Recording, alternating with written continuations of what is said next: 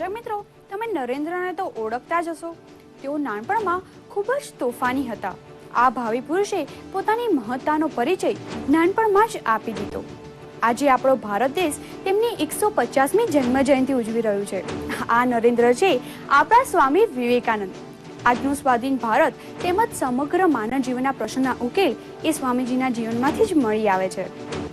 સ્વામી વિવેકાનંદની આ 150મી જન્મ જયંતિના ભાગરૂપે Indian institute of teacher education IITE ઉત્તમ શિક્ષકોના નિર્માણ માટે ગુજરાત સરકાર દ્વારા શરૂ કરવામાં આવેલી શિક્ષણ સંસ્થાના વિદ્યાર્થીઓ સાથેની પ્રશ્નોત્તરીના ભાગરૂપે વડોદરાના મુખ્ય સચિવ સ્વામી નિખિલેશ્વરાનંદજી તથા ચિલ્ડ્રન યુનિવર્સિટીના સલાહકાર અને સુપ્રસિદ્ધ લેખિકા શ્રી જ્યોતિબેન થાનકીએ ભાગ લીધો. હવે આપણે પ્રશ્નોત્તરીનો કાર્યક્રમ પ્રારંભ કરીએ. प्रणाम स्वामी जी, मारो प्रश्न ए है कि पहला भारत देश विषय एम कहवातुं जहाँ डाल डाल पर सोने की चिड़िया करती है बसेरा, वो भारत देश है मेरा. आवो भारत देश पाछो क्यारे बनशे? बहुत सुंदर प्रश्न है. तो फरी आ प्रश्न आ बनवानो छे देश. स्वामी विवेकानंद भविष्यवेता नहोता, युगदृष्टा हता. एमणे जे वातो करी बधी साची पड़ी छे. स्वामीजी कह्युं हतुं 50 वर्षनी अंदर भारत स्वाधीन थशे. 1897 में कह्युं, ठीक 50 वर्षों पछी 1947 में भारत स्वाधीन थयुं. एवी ज रीते स्वामीजी हजी एक बात करी हती कि भारत एटलुं महान बनशे के एनी प्राचीन महिमा म्लान थई जशे. अने एमणे कह्युं कि स्वामीजी कह्युं हतुं भारत समस्त विश्व पर विजय प्राप्त करशे पोतानी आध्यात्मिक संस्कृति द्वारा. आ बधुं धीरे धीरे थई रह्युं छे अने आपणे भारत एक इकोनॉमिक सुपर पावर बनी रह्युं छे. अमेरिका चीन पछी हवे भारतनो नंबर आवी गयो, जापान पाछळ रही गयुं. तो धीरे धीरे આપણે આગળ વધી રહ્યા છીએ, પણ તેમ છતાં આપણા દેશમાં કેટલીક સમસ્યાઓ છે. ગરીબી છે, બેરોજગારી છે, એ બધી સમસ્યાનું આપણે સમાધાન કરવું પડશે. એક તો રાક્ષસ બહુ મોટો આવી ગયો છે, એ રાક્ષસનું નામ છે ભ્રષ્ટાચાર. એટલે એના માટે થઈને આપણે એક વાત યાદ રાખવાની કે સ્વામી વિવેકાનંદને મિસ મેકલાઉડે પૂછ્યું. મિસ મેકલાઉડ સ્વામી વિવેકાનંદના શિષ્યા હતા, અમેરિકન શિષ્યા, પણ સ્વામીજીને બહુ જ માનતા તેઓ. તો એકવાર એમણે સ્વામીજીને કહ્યું, સ્વામી, હાઉ કેન આઈ સર્વ યુ? સ્વામીજી, હું તમારી કેવી રીતે સેવા કરી શકું? ત્યારે સ્વામીજી જવાબ આપ્યો હતો. બસ આ પ્રશ્નનો ઉત્તર જે એમણે આપ્યો હતો એ ખૂબ યાદ રાખવા જેવો છે. બધી સમસ્યાનું સમાધાન થઈ જશે. ત્યારે સ્વામીજી શું કહ્યું? એમનો કહ્યું મારો પગ માલિશ કરો કે મને આવી રીતે આટલા રૂપિયાનું દાન કરો, નહીં. એમણે શું કહ્યું? એક જ વાત કરી, લવ ઇન્ડિયા, ભારતને પ્રેમ કરો. બસ આ મંત્ર જો આપણે લઈ લઈએ, આપણા યુવા વર્ગ, ભારતને પ્રેમ કરો, લવ ઇન્ડિયા. લવ તો આજકાલ બહુ ચાલી રહ્યો છે. એ લવ નથી, એ તો પછી અમારે પાછળથી પછી પગ લપસે ને પછી પાછળથી આત્મહત્યા માટે આવે. એ લવ નહીં. લવ ઇન્ડિયા, ભારતને પ્રેમ કરો. અને ભારતને પ્રેમ કરતા આપણા યુવાનો થઈ જશે. આ બધી સમસ્યાઓનું સમાધાન થઈ જશે અને સ્વામી વિવેકાનંદ સ્વપ્નનું ભારત પાછું આવશે. અને પછી આપણે ફરી ગાઈ શકશું, વો ભારત દેશ હૈ મેરા જહાં દાલ દાલ પર ચિડિયા કરતી. એ આવશે. પ્રણામ સ્વામીજી. કોઈ વાર એવું કેમ બનતું હશે કે આપણે પૂરી લગનથી મહેનત કરી હોય છતાં આપણને જોઈએ એટલી સફળતા મળતી નથી? શું એમાં નસીબનો દોષ હોઈ શકે? આમાં બે કારણ હોય છે. જ્યારે આપણને સફળતા નથી મળતી એનો અર્થ છે આપણે બરાબર કર્મ બરાબર કર્યું નહીં. મહેનત કદાચ વધારે કરી હોય, સિન્સિયરિટી હોય, નિષ્ઠા હોય, પરંતુ એકાગ્રતાપૂર્વક ન કરો અથવા તો ઇફિશિયન્ટલી ન કરો, દક્ષતાપૂર્વક ન કરો, એનું ફળ ન મળે. બીજી વાત છે, હા, નસીબ જેવી વાત છે ખરી. હું એમ નથી કહેતો નસીબ નથી, પણ નસીબનું નિર્માણ કોણે કર્યું? આપણા પોતાના કર્મોએ. જેવું કરશો તેવું પામશો, જેવું લડશો તેવું પ્રાપ્ત કરશો. એટલા માટે થઈને સ્વામી વિવેકાનંદ કહે છે, ભાગ્યના ભરોસે બેસવાનું નહીં. ભાગ્યને જાણવાનો પ્રયત્ન ન કરો, ભાગ્યને બદલવાનો પ્રયત્ન કરો. કેમ? જો મારું વર્તમાનનું પ્રારબ્ધ મારા ભૂતકાળના પુરુષાર્થ દ્વારા નિર્મિત થયું છે, તો મારું ભવિષ્યનું પ્રારબ્ધ મારા વર્તમાનના પુરુષાર્થ દ્વારા નિર્મિત થશે. એટલા માટે you are the creator of your own destiny. તમે સ્વયં પોતાના ભાગ્યના ઘડવૈયા છે. આ યાદ રાખવાનું. એટલા માટે હતાશ નિરાશ થવાનું નહીં. અસફળતા મળે તો ફરી આગળ વધવાનું, પરિશ્રમ કરવાનો અને આપણું પ્રારંભ બદલાઈ જશે.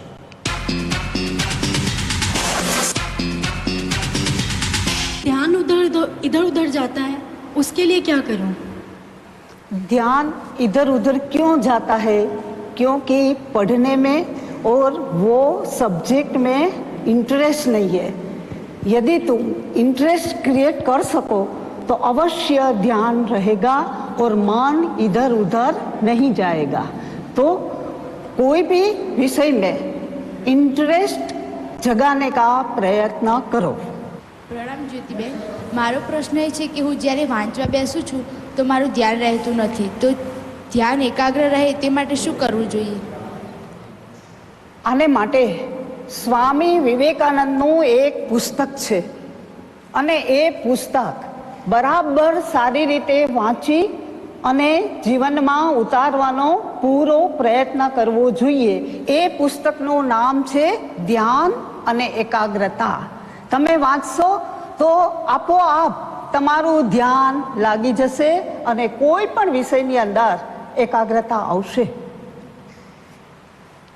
મેમ, હું જ્યારે ક્લાસમાં કોઈ વખતે ક્વેશ્ચન કરું છું તો મને એવું લાગે છે કે કોઈ મારા ઉપર હસતા તો નથી, કોઈ મને ડફોડ તો ના સમજે. હા, એનું કારણ એ છે આપણામાં આત્મવિશ્વાસનો અભાવ. એટલે સૌથી પહેલા આત્મવિશ્વાસને જગાડવાનો પ્રયત્ન કરવો જોઈએ. અને બીજી વાત કે જ્યારે જ્યારે આપણે કંઈ પણ સારું કરીએ તો એની ટીકા કરવાવાળા અને નિંદા કરવાવાળા લોકો તો હોય છે જ, પરંતુ એના ઉપર જો ધ્યાન રાખીએ તો આપણે કોઈ દિવસ આગળ વધી શકીએ નહીં. એટલે કોઈ આપણા માટે શું કહે છે એના પ્રત્યે બિલકુલ ધ્યાન આપ્યા વગર આપણે આપણા કાર્યને ચાલુ રાખીએ તો અવશ્ય આત્મવિશ્વાસ પણ વધશે અને આપણે આપણા કાર્યમાં નિશ્ચિત સફળતા પણ પ્રાપ્ત કરી શકીશું. સમજાઈ ગયું? નમસ્તે સ્વામીજી, આપના મતે એકાગ્રતા અને ધ્યાન વચ્ચેનો તફાવત શું હોઈ શકે? હા, એકાગ્રતા હોય છે ગમે તે ક્ષેત્રમાં સફળતા માટે એકાગ્રતા જોઈએ. ધ્યાનમાં પણ સફળતા માટે એકાગ્રતા જોઈએ. પણ એકાગ્રતા છે લૌકિક ક્રિયા માટે પણ આપણે વાપરીએ છીએ. પણ ધ્યાન જ્યારે આપણે કરીએ છીએ ત્યારે કોઈ દેવી દેવતાનું ધ્યાન કરીએ છીએ. આધ્યાત્મિક સાધના માટે જ્યારે આપણે એક એકાગ્રતાપૂર્વક જ્યારે કોઈ ઇષ્ટ ચિંતન કરીએ છીએ ત્યારે એને ધ્યાન કહેવાય છે. નમસ્તે સ્વામીજી, મારો પ્રશ્ન છે કે મનને શાંતિ મળે તે માટેનો ઉપાય શું? હા, બહુ સરસ પ્રશ્ન. મનની શાંતિ તો બધાને જોઈએ છે. એટલા માટે એક પુસ્તક મેં લખેલું છે, આધુનિક માનવ શાંતિની શોધમાં. એમાં તમને ટોટલ પેકેજ મળી જશે. બધું લખેલું છે કે કેવી રીતે મનની શાંતિ મળે. તેમ છતાં એક જ વાત યાદ રાખવાની, મનની શાંતિ લેટેસ્ટ મોડલની કારમાં નથી, લેટેસ્ટ મોડલના ડ્રેસમાં નથી અને લેટેસ્ટ મોડલના આઈપોડમાં નથી. તો ક્યાં છે શાંતિ? ક્યાંય બહાર નથી.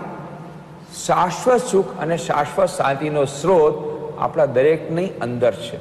અને એટલા જ માટે ઉપનિષદોમાં કહ્યું છે, નિત્યો નિત્યાનામ ચેતનસ ચેતનાનામ એકો બહુનામ વિદધાતિ કામાન તમ આત્મસ્તમ યેનું પશ્યન્તે ધીરા તેષામ શાંતિ શાશ્વતી નયેતરેષામ.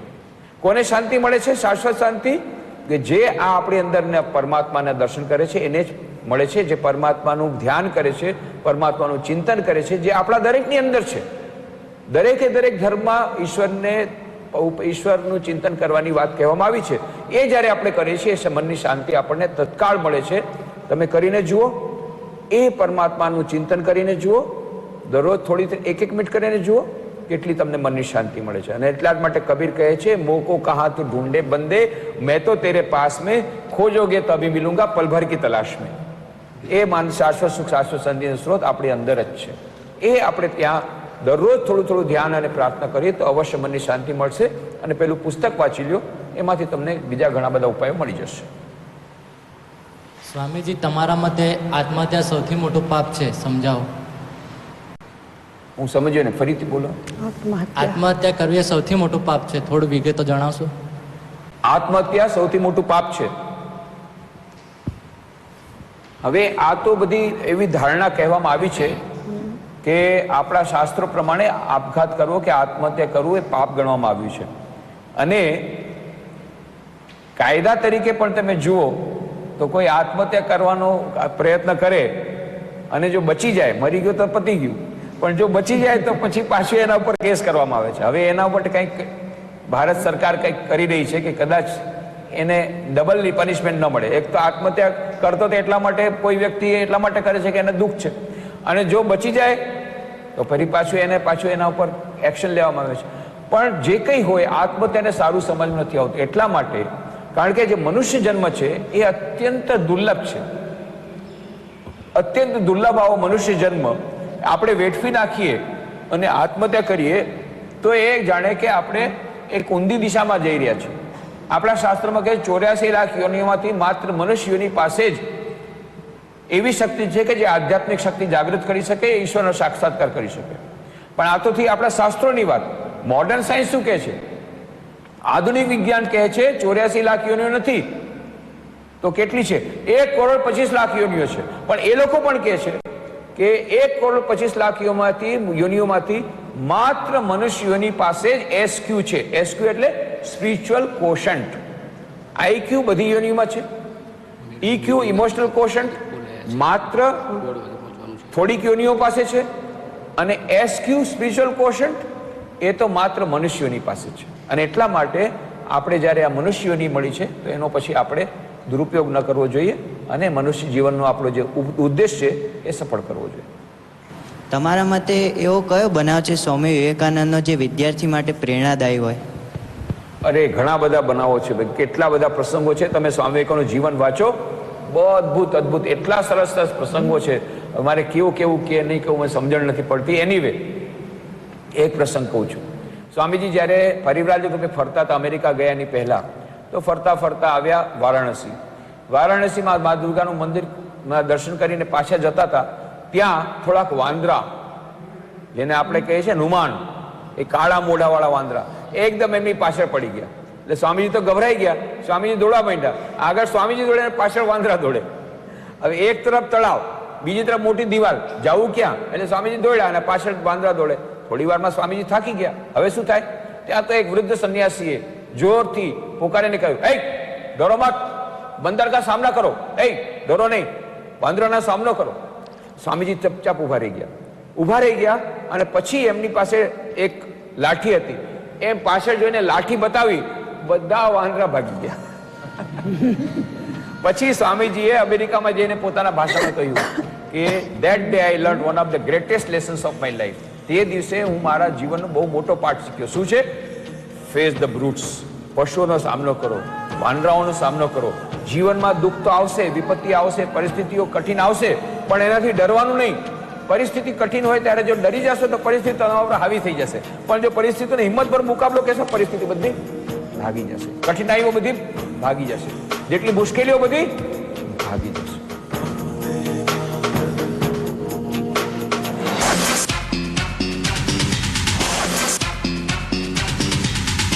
હું જ્યારે કોઈ ગરીબ કે અપંગ માણસને જોઉં ત્યારે મને બહુ દુઃખ થાય છે અને એની મારે ભણવા ઉપર પણ અસર થાય છે.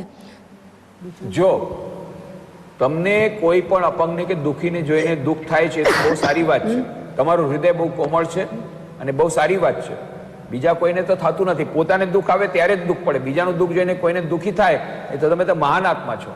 પરંતુ હવે ભણવાનું જો બગડશે અને ભણવામાં તમે આગળ નહીં વધો, મહાન આત્મા તમને કોઈ ગણવાનું નથી. એટલા માટે તમારે પ્રેક્ટિકલ બનવું પડે, તમારે વ્યવહારિક બનવું પડે. તો જ્યારે તમારા મનમાં કોઈના પ્રત્યે આવી રીતે દયા જાગે, મનમાં દુઃખ થાય, તો બની શકે એટલી એનું મદદ કરવાનું. મદદ કરી અને આખા દુનિયાની તો તમે દુઃખો દૂર કરી નહીં શકો. તમારાથી બને એટલું મદદ કરવાની. અને બીજું કાંઈ ન થઈ શકે કે કમસે કમ ભગવાન પાસે પ્રાર્થના તો કરો, હે ભગવાન એના મનમાં શાંતિ આપો, એનું દુઃખ દૂર કરો. આટલું તો તમે કરી શકો. આટલું તમે કરશો તો તમે જોશો મનમાં શાંતિ આવશે. સર્વે ભવંતુ સુખિનઃ, સર્વે સંતુ નિરામયા, સર્વે ભદ્રાણી પશ્યંતુ, મા કશ્ચિત દુઃખ માપનુયાત. આ બહુ સુંદર પ્રાર્થના છે. રોજ તમે કરો, તમને જોજો તમને મનમાં બહુ શાંતિ મળશે અને તમારું ભણવાનું સારું થઈ જશે. હા, પ્રણામ Swamiji. Girls is equal to boys, is it possible? Never. Never. Girls are girls, boys are boys, and both are unique. તમે આજે તમારા મનમાં કોઈ ભૂસું ભરાવી દીધું છે કે છોકરાઓ અને છોકરીઓ બધે સમાન હોવા જોઈએ. બિલકુલ નહીં થાય. દુનિયામાં છોકરા અને છોકરી બંનેને ભગવાને અલગ અલગ શક્તિઓ આપી છે. જે છોકરીઓ પાસે જે માનસિક શક્તિ છે એ છોકરાઓની માનસિક શક્તિ કરતાં 10 ગણી વધી છે. કેટલીક શક્તિઓ છોકરાઓ પાસે છે જે છોકરીઓ પાસે નથી, કેટલીક શક્તિઓ છોકરીઓ પાસે છે છોકરાઓ પાસે નથી. તો શું કરવાનું છે? એટલે અમે લોકોએ યુવા સંમેલન કર્યું હતું ત્યાં રાજકોટમાં. ત્યારે આવી રીતે તમારા જેવી એક બેને કીધું કે ઈ girls is equal to boys આવી રીતે છે, અને તમે લોકો અહીંયા પણ તમે લોકો ભેદભાવ કરો છો. કેમ? કે જો બહેનો માટે અલગ ગેટ રાખ્યો, ભાઈઓ માટે અલગ ગેટ રાખ્યો, બહેનો માટે અલગ વ્યવસ્થા કરી, ભાઈઓ માટે અલગ વ્યવસ્થા કરી. ત્યારે મેં એમને કહ્યું કે જો સ્વામીજી એમ નહોતું કહ્યું કે ભાઈઓ અને બહેનો સમાન છે, એમણે કહ્યું બંનેને સમાન અધિકાર આપવાના છે. અને તમે જોશો બંને ગેટ સમાન અધિકાર વાળા છે, કોઈ ગેટ ઓછો નથી કે મોટો નથી. તો આપણા મનમાં ભૂસું છે કે ભાઈઓ એટલે આજકાલ શું કરે છે, ભાઈઓને પાછળથી જો તેમ લાગે બેન છે, અને બેનને પાછળથી તો ભાઈ છે. આ તો વિચિત્ર વાત છે. હા, સાચી વાત કરું છું. હવે બેનો બધી એવી ડ્રેસ પહેરે, હવે નાના નાના વાળ કરે અને એવા ડ્રેસ પહેરે, મને લાગે કે ભાઈ છોકરા છે, છોકરાને કે ભાઈ અરે કે હું બેન છું. હવે ભાઈની પાસે કોઈ બેન પાસે જતો કે ભાઈ હું તો ભાઈ છું. એટલે બહુ મુશ્કેલ છે આજકાલ. તમે ભાઈઓ બેન બનવા માંગે છે અને બહેનો ભાઈ બનવા માંગે છે. Girls is not equal to boys. આ બધું મનમાંથી ભૂસું કાઢી નાખો. બહેનો માટે વિશેષ ક્ષમતાઓ છે, ભાઈઓ માટે વિશેષ ક્ષમતા છે, પણ બંનેને સમાન પાવર હોવો જોઈએ. એમાં પક્ષપાત ન હોવો જોઈએ. એનામાં અમે માનીએ છીએ. સ્વામી વિવેકાનંદે પોતે નારી સશક્તિકરણની વાત કરી હતી, પણ એમણે કહ્યું હતું નારી સશક્તિકરણની વાત એ નથી કે નારીઓ પુરુષો બની જાય.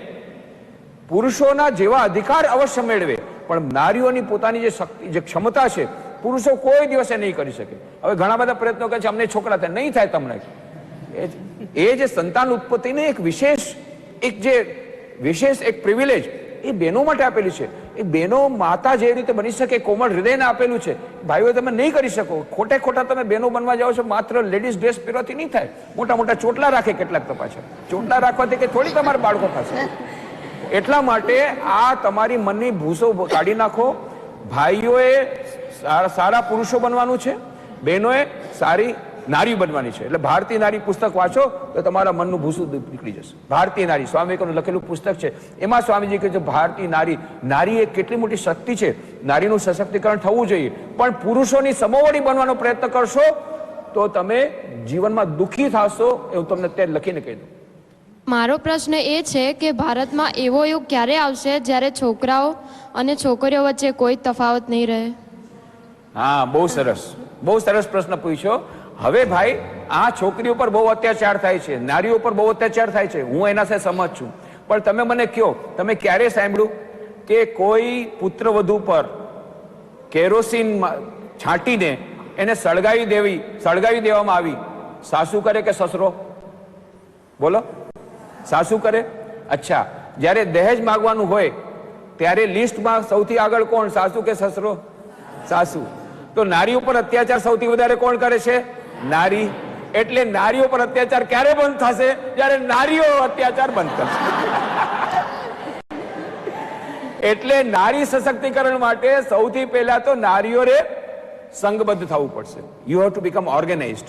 અને નારીઓ પર અત્યાચાર બંધ કરી દે તો આપણે બધી સમસ્યાનું સમાધાન થઈ જાય. પણ તમારે સંઘબદ્ધ થવું પડશે તો તમારી બધી સમસ્યાનું સમાધાન થઈ જશે. બહુ સરસ પ્રશ્ન છે. હા, નમસ્કાર મેડમ. સ્વામી વિવેકાનંદના યુવાનો માટેના પ્રેરણાદાયી પ્રસંગ જે યુવાનોમાં જુસ્સો એટલે કે દેશ માટે કંઈક કરી બતાવવાની તમન્ના પ્રેરે તે વિશે કહો. અને વ્યસનમુક્ત બનવા માટે યુવાનોએ શું કરવું જોઈએ? હા, દેશભક્ત બનવા માટે યુવાનોએ સ્વામી વિવેકાનંદનું જીવન ચરિત્ર વાંચવું જોઈએ. ગાંધીજી કહે છે કે સ્વામી વિવેકાનંદનું મેં જીવન ચરિત્ર વાંચ્યું એ પછી મારામાં દેશભક્તિ 1000 ગણી વધી ગઈ. જો ગાંધીજીમાં 1000 ગણી વધી તો આપણામાં કમસે કમ 5 ગણી તો વધી જ જાય. એટલે સ્વામી વિવેકાનંદનું જીવન ચરિત્ર પૂરેપૂરું વાંચવું જોઈએ, એક વાત. અને બીજું, સ્વામી વિવેકાનંદના જીવનનો એવો પ્રસંગ કે જે આપણી દેશભક્તિને જગાડે. તો એની વાત કરું તો અમેરિકાની અંદર ભારતીય સંસ્કૃતિ અને આધ્યાત્મિકતાની યશ પતાકા ફરકાવી અને જ્યારે સ્વામી વિવેકાનંદ ભારત પાછા આવી રહ્યા હતા ત્યારે એમના એક શિષ્યએ એમને પ્રશ્ન પૂછ્યો કે સ્વામીજી, તમે અમેરિકા અને યુરોપમાં આટલા વર્ષો ગાળ્યા, આટલી ભૌતિક સમૃદ્ધિ અને જાહોજલાલી વચ્ચે તમે રહ્યા, હવે તમારે પાછું ભારતમાં જવાનું છે, એ જ દરિદ્રતામાં અને એ જ સમસ્યાઓથી ભરેલા દેશમાં તમારે જવાનું છે, તો તમને કેવી લાગણી થાય છે? તમે ભારતમાં પાછા જતી વખતે તમે શું અનુભવી રહ્યા છો? સ્વામી વિવેકાનંદનો જવાબ હતો કે અત્યાર સુધી તો હું ભારતને ચાહતો હતો, પણ હવે ભારતની ધૂળ પણ મારા માટે પવિત્ર બની ગઈ છે. એટલે સ્વામીજીની જે દેશભક્તિ અને સ્વામી નિખિલેશ્વરાનંદજીએ જે આપણને અગાઉના પ્રશ્નના ઉત્તરમાં આપણને જણાવ્યું કે મિસ મેકલાઉડને સ્વામીજીએ જે કહ્યું હતું કે તમારે મારી સેવા કરવી હોય તો ભારતને ચાહો, આ સંદેશ સ્વામીજીનો માત્ર મિસ મેકલાઉડને જ નથી, પણ આ સંદેશ પ્રત્યેક ભારતના યુવાનોને છે કે જો આપણે સ્વામીજીની સેવા કરવી હોય તો ભારત વર્ષને પ્રેમ કરવો જોઈએ.